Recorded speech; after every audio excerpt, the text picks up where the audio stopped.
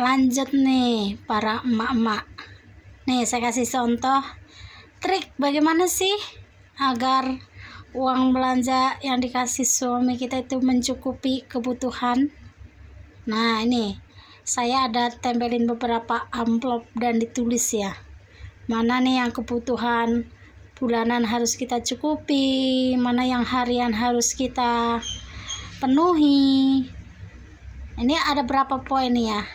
Pertama, kita tidur kan pasti butuh terang lah ya, berarti biaya listrik. Terus di era digital sekarang nggak mungkin lah kita nggak butuh namanya internet. Terus apa lagi tuh? Sekolah anak. Mungkin ada yang anaknya masih SD, SMP, SMA, atau mungkin yang sudah perguruan tinggi.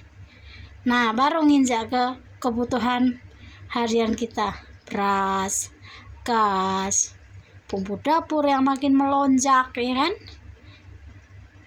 Nah, ini saya ada pisahin beberapa not untuk yang bulanan, untuk yang belanjanya mungkin mingguan, dan untuk kebutuhan sehari-hari.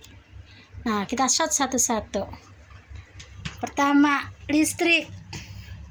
Nah, ini saya di sini ada bikin sehari berapa nih kita harus sisihkan.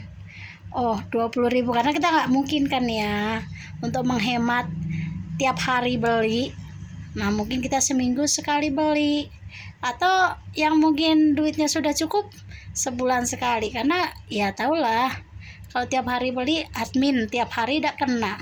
Kita harus sedikit berhemat. Bagaimana caranya? Ya dengan satu transaksi dalam satu bulan mungkin, atau 2 kali dalam satu bulan, lebih menghemat biaya admin.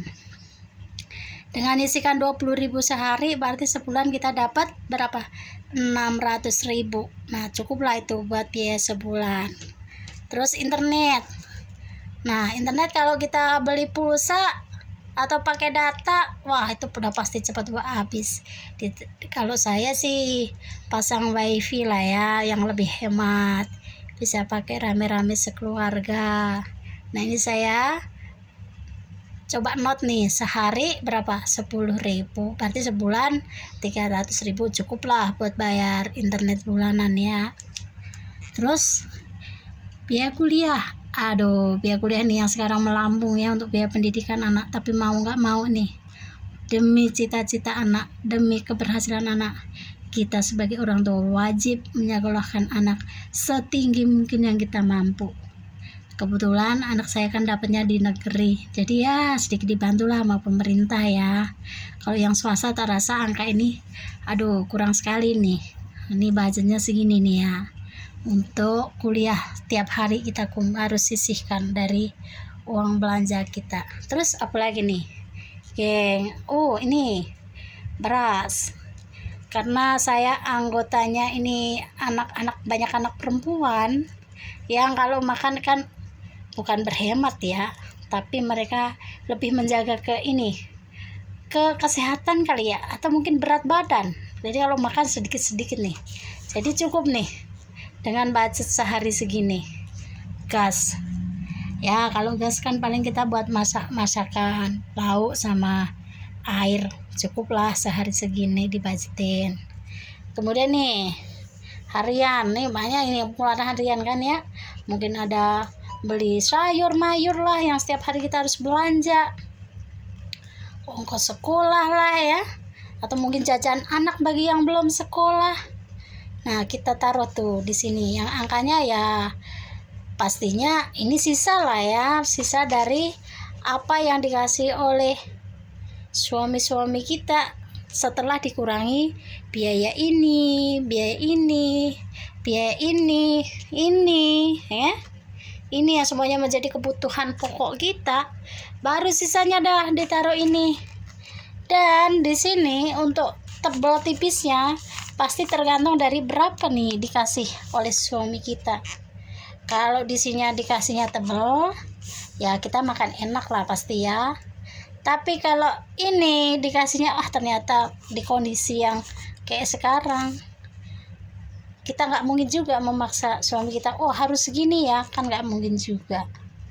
Ya, sedapat yang kita dapat dari suami. Setelah yang utama tadi kita belanjakan, ya kita taruh di sini. Nah, disinilah bagaimana seorang istri bisa mencukupi, atau istilah kata nih, keseharian dapur tetap ngebul. Otaknya di sini nih ya guys. Kalau di sini masih ada angka sehari angka 100, nah, mungkin kita masih agak. Tapi kalau di sini sudah sisa 50, aduh itu udah pusing 7 kuling tuh pasti istri ya. Apa nih, mau masak apa nih hari ini?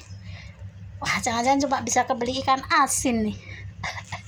Tapi kalau wah, kita masih bisa nih beli ayam.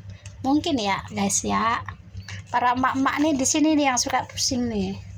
Tapi setidaknya dengan kita buat seperti ini, kebutuhan pokok yang harus kita penuhi sudah tercover. Tinggal di sini bagaimana kepintaran seorang emak-emak diuji. Apakah ini bisa berjalan untuk mencukupi satu keluarga? Kalau di sini tebal, kemudian pengeluarannya kita bisa buat sehemat, bukan sehemat ya, mungkin sesuai dengan porsi lah, sesuai dengan kebutuhan, dan ada sisa baru kita taruh di sini. Kenapa ini taruh di paling bawah, geng? Karena kalau ini ditaruh di atas, nanti kita utamakan ini di atas, kasihan nih poin-poin yang lain. Karena ini kebutuhan yang boleh dibilang pokok yang harus kita penuhi. Jadi kalau saya sih nggak mau taruh ini di atas, saya taruh ini di bawah. Karena saya percaya bahwa apa yang akan kita dapatkan besok, Tuhan itu akan kasih. Tapi kalau ini kita utamakan taruh di atas, kita seolah-olah nggak tahu bahwa Tuhan itu akan mengasih rezeki kita setiap hari gitu, geng. Tapi ya itu tadi, kalau kita ada kelebihan di sini, kita taruhlah di sini. Itu ya, makanya saya taruh ininya di paling terakhir. Nah, kecuali kalau dikasihnya mah berlebih di luar ekspektasi kita lah, itu pasti kita taruhnya di atas. Kita persiapkan dulu di sini.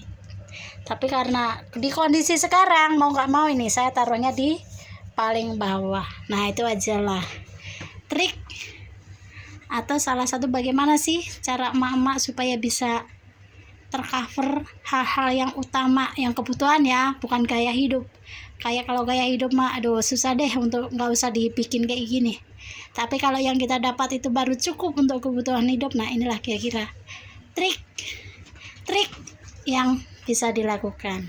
Terima kasih ya, geng. Makasih para emak-emak dan siap untuk menjalankan apa yang telah dikasih oleh suami. Terima kasih.